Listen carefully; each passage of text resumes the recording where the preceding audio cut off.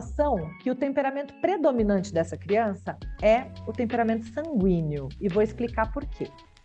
Sanguíneo com colérico, né? Uma misturinha. O que vocês colocaram? Por exemplo, vocês falaram uma coisa inicial que já me dá muita tendência a acreditar no sanguíneo, que é: em casa dá problema, fora é super legal, é super bom. Então, assim, o temperamento sanguíneo, ele é da raiva. Mas só sabe que ele é da raiva quem mora com ele.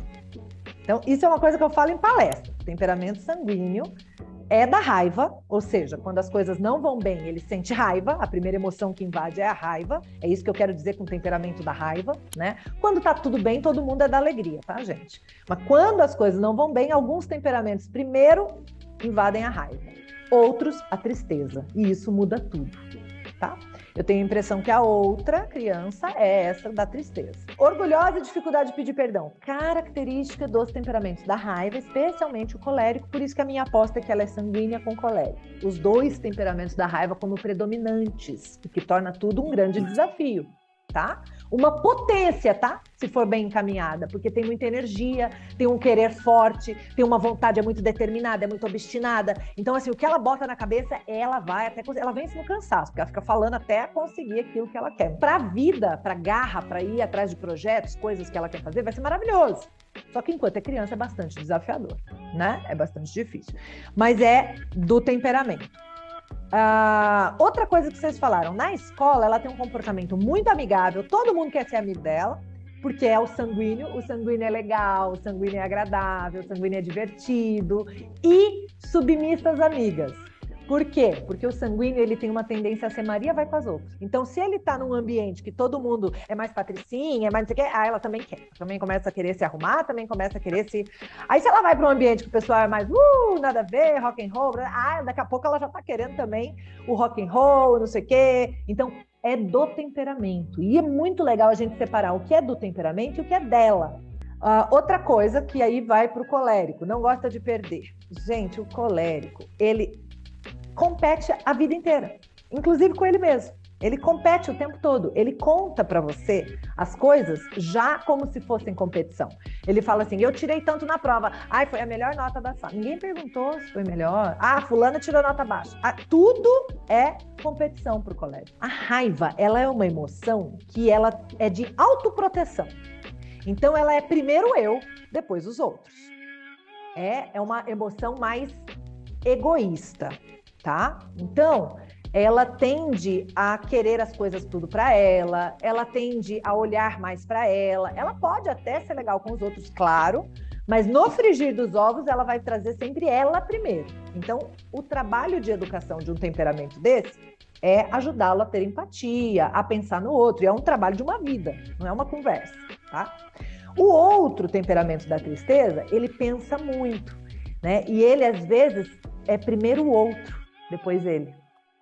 Então eu tenho que fazer um trabalho contrário com o outro. E uma não pode ouvir o que eu falo para a outra, porque senão desequilibra. E se eu continuo na mesma linha, fazendo na frente uma da outra as orientações, eu gero a dinâmica que eu quero falar entre irmãos daqui a pouco. Vou chegar na dinâmica entre irmãos. Porque eu gero ciúme, eu gero competição, eu gero a sensação de que ama mais uma do que outra, que gosta mais de uma do que outra, que cuida mais de uma do que de outra. Por quê? Porque eu tenho uma que o temperamento pede cuidado. Eu tenho outra que fala, não, eu sozinha, sai. Eu faço, eu consigo, não é? Ela pede afastamento, mas no fundo, ela só tem 5 anos e ela também quer ser cuidada. É difícil mesmo, né? É um desafio. Porque o temperamento colérico, ele foge da fragilidade. Ele não quer nada que seja, que mostre que ele é fraco. Então, ele não quer ajuda. Se você bater, ele vai querer não chorar. Não. Às vezes ele chora sentido, sim, mas às vezes ele chora de raiva, que ele queria poder te bater de volta e não pode. É diferente, não é aquela tristeza, não é aquela submissão, enfim. Então, aí que vem a fala, você só cuida da mana, você só faz as coisas para ela, né? O cognitivo dessa criança vai muito rápido, mas o emocional continua de 5 anos. Então, você fica assim, mas você já entende. Por que você está falando assim? Por que você está chorando assim? Por que você está tendo esse comportamento se você já entende? Isso aqui a gente se perde fácil. A gente começa a colocar o sarrafo dessa criança aqui em cima, junto com o que ele já entende, que é o cognitivo. mas a gente não sabe que o emocional dele não acompanha. O raciocínio cognitivo já foi, o desenvolvimento emocional não foi. Então não é justo eu querer cobrar igual ele já entende, mas é difícil, né? Porque se ele já entende, eu acho que ele tem que dar conta, e ele não dá. Mesmo que não são gêmeas, já rola a caixinha. Um vai ser de um jeito, outro vai ser de outro. Quando são gêmeos, então, mais ainda. Porque é inevitável. Todo mundo... Ai, essa é boazinha, né? Ai, essa é mais difícil. As pessoas já fazem isso por cultura. A gente, naturalmente, então, mesmo que a gente tenha consciência, que a gente não queira rotular, primeiro que é impossível. A gente mesmo não pode até não falar, mas a gente pensa, a gente vê. É olhar e ver. Uma é mais fácil, uma é mais difícil. Uma é mais dócil, uma é mais enérgica, uma mais raivosa, enfim. Então, o problema não é nem a gente perceber essas coisas, porque é inevitável. Então, não tem o que fazer, a gente vai perceber. E tá tudo bem. O problema é a gente encaixotar cada criança nesse personagem. Por quê? A que veio com mais raiva, ela não é só isso. E eu posso ajudá-la a desenvolver mais outras coisas que não veio de fábrica, que não vieram de fábrica. Né? Então, se ela veio com a raiva de fábrica, ótimo, que bom, porque é útil também na vida. Inclusive, quando alguém tem garra é de raiva. É quem vai para cima e vai fazer acontecer alguma coisa na sua vida. Isso é bom, tá? A energia da raiva, essencialmente, é positiva, se eu encaminhá-la bem, tá?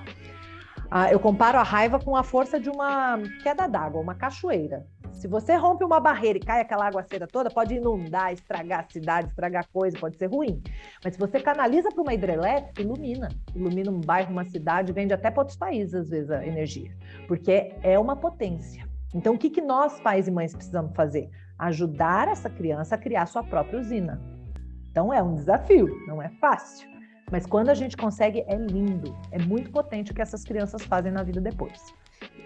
A que vem mais tranquilinha, ela precisa justamente ser ativada na raiva. Agora, olha o que acontece na dinâmica relacional se eu não sei disso.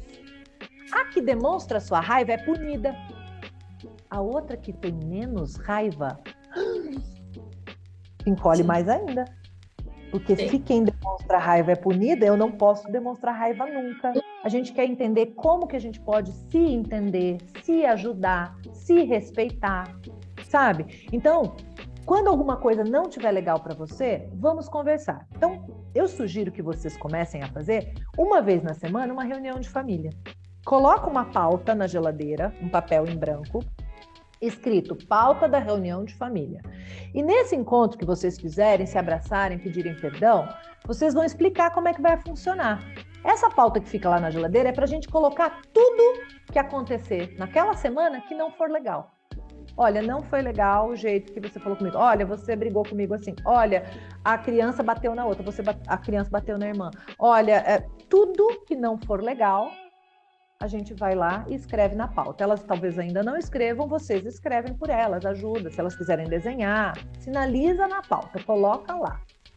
E uma vez por semana, nós vamos conversar sobre essas coisas todas aqui. E aí, o que nós vamos ter que fazer? Vocês estudarem para sair do modo castigo, recompensa, punição, agrado.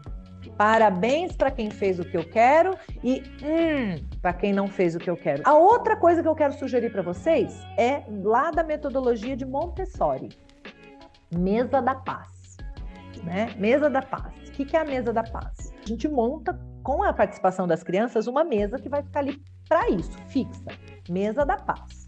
Então a gente escolhe uma toalha bonita, um arranjinho bonito para estar lá em cima, bota lá 2 ou 3 cadeiras e ela vai ficar nesse cantinho para quê? Para quando tiver conflitos. Ela tem 2 usos, o individual e o coletivo. O uso individual é para eu ir para lá quando eu percebo que eu não estou bem. Eu não quero ser incomodada agora, porque eu não estou bem, eu vou brigar. Quero sinalizar para o outro que eu estou precisando de um tempo. Isso é tão bom, porque eu jogo a criança para dentro, para se perceber, sabe? Para se sentir, para saber ser bem ou não bem, tolerante ou intolerante, né? Então, é muito legal. O uso coletivo é para resolver conflito. Então, tivemos um desentendimento. As crianças brigaram. Uma chutou a outra, xingou a outra, agrediu a outra está ofendida. vamos lá resolver na mesa da paz. Mas nunca pode ser um castigo, tá? Se a mesa da paz virar um lugar de castigo, vão lá para a mesa da paz! Acabamos com o negócio, não tem mais paz nenhuma no negócio, tá? Acho que a gente vai caminhando por esse lado de reunião de família e mesa da paz. Isso, a mesa da paz, o que é muito importante, queridos? A gente não é juiz. A gente é mediador. E isso eu não falo só para quem faz direito, não, viu, gente? Isso daí eu falo para todo mundo mesmo. Porque muitas vezes a gente chega na hora da mesa da paz e quer, você tá certo, você tá errado, pede desculpa. Não. A gente é mediador. O que o mediador faz? Ajuda as pessoas a se ouvirem. Então a gente vai ter na mesa da paz um objeto de fala. Uma caixinha, ou uma pedrinha, ou qualquer coisa que quem foi para a mesa da paz, quem quis ir para a mesa da paz, pega primeiro e fala: não gostei disso, não foi legal, tá doendo, não, o que quiser. Depois que fala, o que é que faz? Entrega para o outro. Olha que simbólico, né? Agora eu vou te ouvir. E aí o outro pega e vai falar a versão dele. Mas foi porque você fez isso, isso e isso que eu fiz isso, porque você não fez. O que o mediador vai fazer? Nada. Se eles estão trocando um instrumento e estão se ouvindo, o mediador não faz nada. Não atrapalha as crianças, gente. Deixa eles se entenderem. Aí, não tá dando certo. Começaram a brigar pelo objeto de paz. Começaram... Aí você medita. Opa, vem cá, gente. Vai. Isso, agora você. Aí, se eles ficaram no impasse e não conseguirem se acertar, e o que você precisa para ficar bem? Eu preciso que ela me peça desculpas. Joga para fora. Você consegue fazer o que ela precisa para ficar bem? Não, porque eu tô certo. E o que você precisa para ficar bem? E vocês precisam de um tempo para se acalmar? Então, às vezes, não vai ser simples. Às vezes, não vai ser fácil. Às vezes, vai... Então, tá bom, gente. Então, vamos fazer o seguinte. Já que você não consegue dar o que ela precisa, vamos dar um tempo. Depois a gente volta aqui. Porque, às vezes, a raiva faz a gente não conseguir dar o que o outro precisa para ficar bem. Tá tudo bem. Depois a gente conversa. Então, até a gente voltar a conversar, né? Vamos deixar que... Então, vocês vão cada uma fazer o que quer e tal. A gente dá um tempo. Pronto. Você já saiu do conflito, gente. Você já saiu da confusão.